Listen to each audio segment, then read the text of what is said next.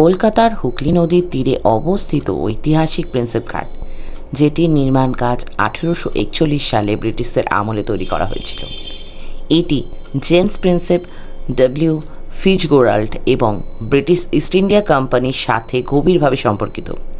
এর নির্মাণ কাজ 1841 সালে ব্রিটিশদের রাজত্বকালে করা হয়ে থাকে। প্রাচ্যবিদ, বিজ্ঞানী ও পুরাতত্ত্ববিদ জেমস প্রিন্সেপ স্মৃতির উদ্দেশ্যে এই ঘাটের নামকরণ করা হয় প্রিন্সেপ ঘাট। তিনি সম্রাট অশোকের শিলালিপি পাঠোদ্ধার করেন। ঘাটের সুন্দর নকশাটি তৈরি করেছিলেন ডব্লিউ ফিটজগেরাল্ড। সন্ধে হলেই কলকাতার অবাঙালি থেকে বাঙালি সকলেই ভিড় জমান এই প্রিন্সেপ ঘাটে। সকলেই আসেন। তাছাড়াও কিন্তু এখানে প্রতিমা বিসর্জন দেওয়া হয়। এই প্রিন্সেপ ঘাট কিন্তু আমাদের কলকাতাবাসীর কাছে গর্ব এবং খুব পরিচিত একটি জায়গা। আপনাদেরকে আজকে আমি সেই প্রিন্সেপ ঘাটে নিয়ে যাব, আপনাদেরকে ঘুরিয়ে দেখাবো সেই জায়গাটি। তো চলুন, বেশি কথা বাড়াচ্ছি না, শুরু করছি আজকের ব্লগটি।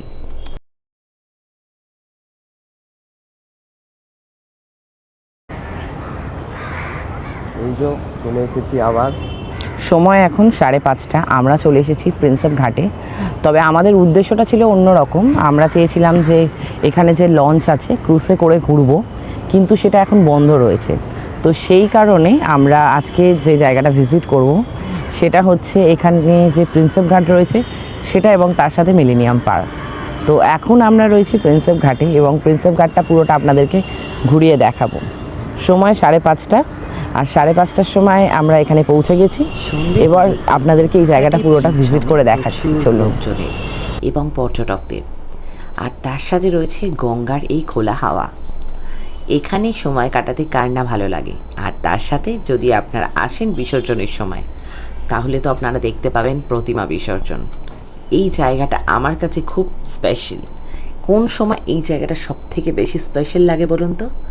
সপ্তমীর দিন যখন কলাবউ স্নান করতে আসার সময়, সেই সময় যদি আপনারা এখানে আসতে পারেন, তবে আমি চেষ্টা করব আপনাদের কাছে সেই সময় তুলে ধরার, আমি ট্রাই করব।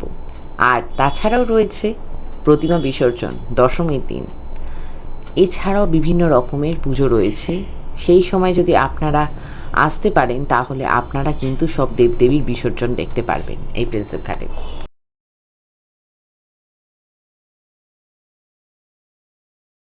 কিন্তু আমরা ভাই বোনরা এসেছি, এখানে কাপলসদের জায়গা, তো ওটা আমরা ভাই বোনরা সবাই মিলে মজা করতে ভালোবাসি।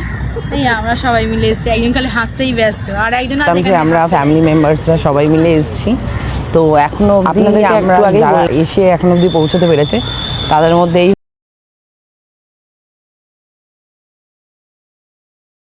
হচ্ছে, এটা আমার দিদি, ঠিক আছে, আর এটা হলো ভাই কৌশিক। তবে কৌশিক থাক, নাম নিলাম না। আর এটা হচ্ছে আমার মঞ্জি, আর এটা হচ্ছে আরেকটা মঞ্জি তুলি, আর এই হচ্ছে মাম্মাম।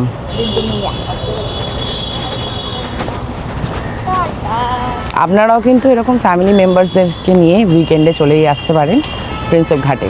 খুব ভালো একটা কোয়ালিটি টাইম স্পেন্ড করার জন্য।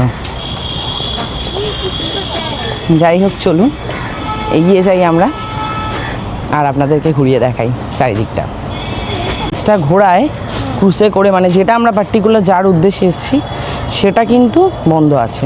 আচ্ছা, তাহলে আমরা একটা লঞ্চ নিজেরা চালাতে পারবো না? হ্যাঁ, আমরা তো চালালেও তো হতো। লঞ্চ বানিয়ে নিই না, আমাদের যা মেম্বার আছে আমরা চালিয়ে নিয়ে চলে যাবো। এখানে একটা লঞ্চ বানানোর ব্যবস্থা করছি, যেহেতু আজকে লঞ্চ বন্ধ আছে। আমরা তো ঘুরবো। আমরা সব ভাই বোনেরা অনেকদিন ধরেই ভাবছি মিট করব একসাথে, কিন্তু মিট করার আর সময় হয়ে উঠছে না। এর হচ্ছে তো ওর হচ্ছে না, তো সেই জন্য আমরা চলে এলাম এখানে সব ভাই বোনেরা মিলে একসাথে মিট করব বলে।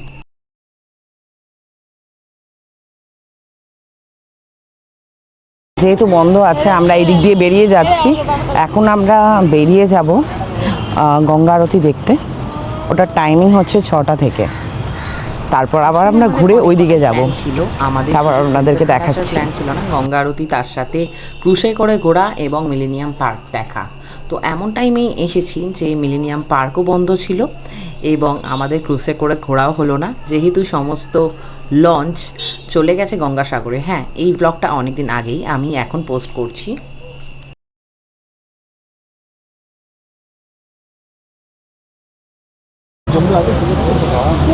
বন্ধুরা একটু হাই করে দাও। এই এখান থেকে তো হেঁটে যেতে হবে 2 কিলোমিটার।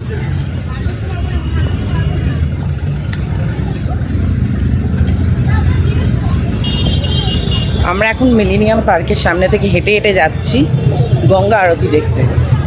গঙ্গা আরতির টাইম হচ্ছে 6টা থেকে 7টা। আরতি দেখার সময়টা আমাদের ঠিকঠাক ছিল না। আমরা গেছিলাম 6টা থেকে 7টা ভেবে, কিন্তু যেহেতু শীতকাল ছিল সেহেতু 5টা থেকে সময় করে দেওয়া হয়েছে, যেটা আমরা জানতাম না। আমি এর আগে হাওড়ার গঙ্গা আরতিও দেখিয়েছি, আর আমার চ্যানেলে কিন্তু তার ব্লগ শেয়ার করা রয়েছে। বারাণসী বা হরিদ্বারের মতো প্রাচীন রীতি মেনে কলকাতায় এই আরতি শুরু হয় প্রিন্সেপ ঘাটে। 2023 সালের মার্চ মাসে পশ্চিমবঙ্গ সরকারের উদ্যোগে কলকাতায় বাজে কদমতলা ঘাটে আনুষ্ঠানিকভাবে আধুনিক উপায়ে জাঁকজমকভাবে গঙ্গা আরতি করা হয়।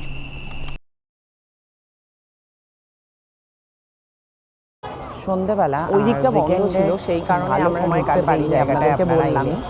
আর কোনো এন্ট্রি প্রাইস লাগে না, আপনারা এখানে এলে গঙ্গার ধারে বসে সময়ও কাটাতে পারবেন, আর তাছাড়া চা তো পাবেন। আর তাছাড়া এখানে সামনে কিন্তু রয়েছে মিলেনিয়াম পার্ক, যদি চান মিলেনিয়াম পার্ক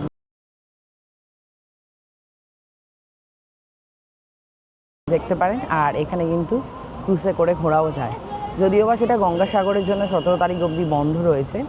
17 তারিখের পর থেকে চালু হয়ে যাবে এখানে ক্রুজে করে ভ্রমণ। আর 160 টাকা করে টিকিট, আর ক্রুজটা ছাড়ে কিন্তু 6টার সময়। যাই হোক, এরপর বেশি কথা বলছি না, আপনাদেরকে 4-5টা ঘুরিয়ে দেখাচ্ছি। এখানে যে আপনারা ক্রুজে করে ঘুরবেন তার টিকিট হচ্ছে 169 টাকা করে। আর আমরা যেহেতু সপরিবারে এসেছি, সকলে ফ্যামিলি মেম্বারসরা মিলে, এই যে দেখতে পাচ্ছেন এই হচ্ছে আমার পরিবার।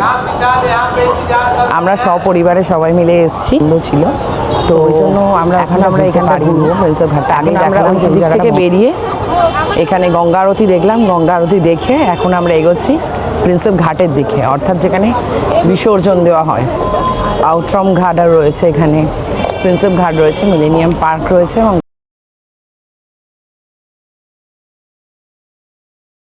তার সাথে গঙ্গা আরতি আপনারা দেখতে পারবেন।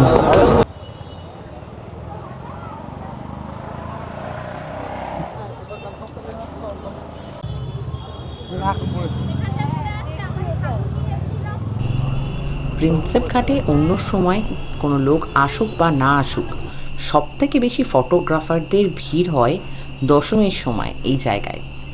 দশমীর প্রতিমা বিসর্জন, প্রতিমা নিরঞ্জনের ভিডিও ফুটেজ তারা তুলে ধরতে চায় নিজেদের ক্যামেরায়, এবং আমিও চেষ্টা করব, যদি থাকি এবছর কলকাতায় দশমীর সময়, তাহলে অবশ্যই ক্যামেরাবন্দি করব এই ফুটেজ।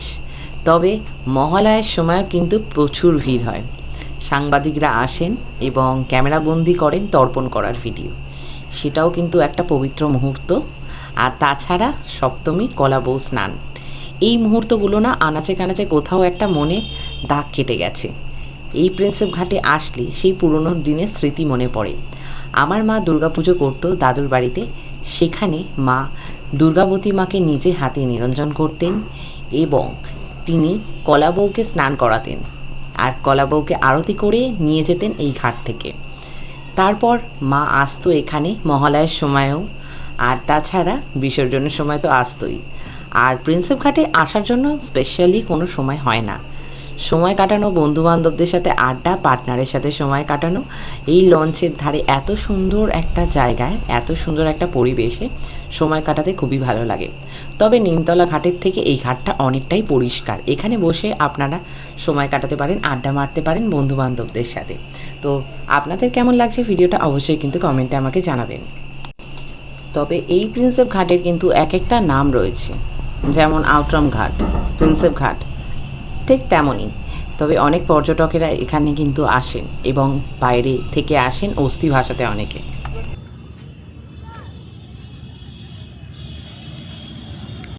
প্রিন্সেপ ঘাটটা খুব সুন্দর করে সাজানো হয়েছে দেখলাম, আগে এতটা ডেকোরেট ছিল না, এখন একটু রেনোভেট করা হয়েছে। সবাই আসে সন্ধেবেলা হলেই, স্পেশালি ইয়াং জেনারেশন যারা, তারা তো সেই জন্যই এখানটা রেনোভেট করা হয়েছে। আপনারাও কিন্তু অবশ্যই আসবেন। প্রিন্সেপ ঘাটটা কিন্তু অনেকটা বড় আর কাপল ফ্রেন্ডলি, তো বন্ধু বান্ধবরাও আসতে পারেন আপনারা, আর কাপলরাও অবশ্যই আসতে পারেন। খুব সুন্দর জায়গা, এখানে বসার কিন্তু সিটিং অ্যারেঞ্জমেন্টও করা রয়েছে। আমি যে আপনাদেরকে বলেছিলাম যে এখন আমি যা যা করবো সেটা হচ্ছে কলকাতা এক্সপ্লোর। এখন যা করব আজকে এইটুকুই ছিল। তার সমস্তটাই কলকাতায় ঘুরে দেখছি। আসছি নতুন ব্লগ নিয়ে। যাদের আজকের ভিডিওটা ভালো লাগলো like comment share and subscribe করে দিও। আর চ্যানেলটা যারা এখনো অবধি সাবস্ক্রাইব করোনি তারা সাবস্ক্রাইব করে দিও আর বেল আইকনটা পাশে প্রেস করে দিও। তো চলো আজকের মতো টাটা।